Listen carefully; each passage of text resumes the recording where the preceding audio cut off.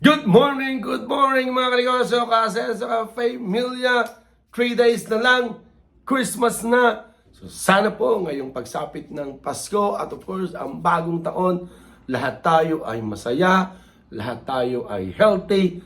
At sabi nga nila, give love on Christmas Day. Pero para sa akin, mas maganda kung everyday tayo nagmamahalan. Alam nyo, life is short. Kung may mga tampo-tampuhan, kung may mga natutuwa ako dahil nalalaman ko may mga iba na pag magpapasko, doon lang sila nagkakabate or pag malapit ng Pasko, dahil sabi nga Pasko naman, magmahala, magbigayan.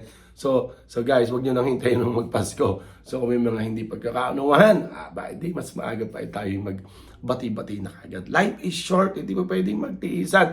Ang pamilya ay pamilya. Sabi nga, yung kaibigan, kakilala, kumpare. So kung sino pa man yan, kahit di natin ano-ano, kung tayo may mga kaunting ay inaayos yan. So, guys, ang background natin dito ay ito ay mga natira or mga regalo noong ating, sumapit yung ating kaarawan, nag-birthday tayo. So, alam nyo, palagi kong sinasabi, napaka-bless ko. Bine-bless ako ni Lord sa napakaraming bagay. Ang isa sa mga blessings ko, maraming nakakaalala, maraming nagmamahal sa atin. So, pangitang-pangita yan. Nung nag-birthday tayo, napakaraming tao. Yung iba na first time na umattend ng birthday ko, sabi na, may pita birthday mo yan, talagang parang mayor dating. Hindi naman, parang sabi ko, barangay tanod doon dating. So guys, ako ay nakakataba ng puso kasi nga, may mga iba naman talaga na hindi natin na-invite na pero nandun, may mga so yung iba nag-abala pa talaga.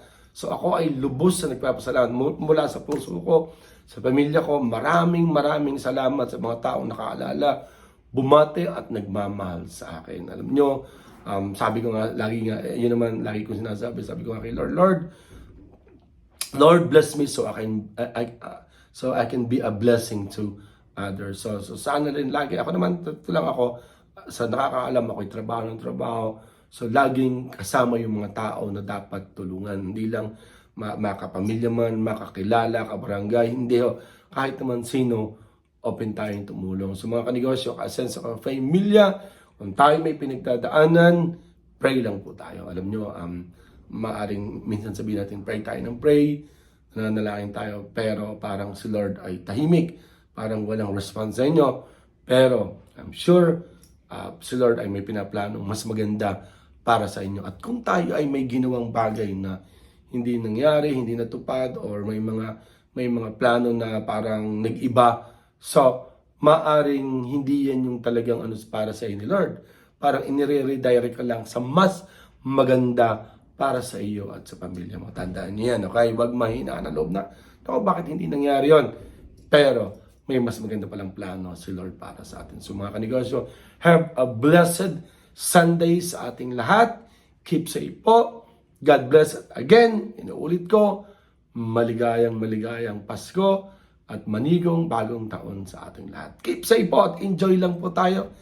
Life is short, chill lang. Smile lang lagi tayo. God bless po. Bye-bye po.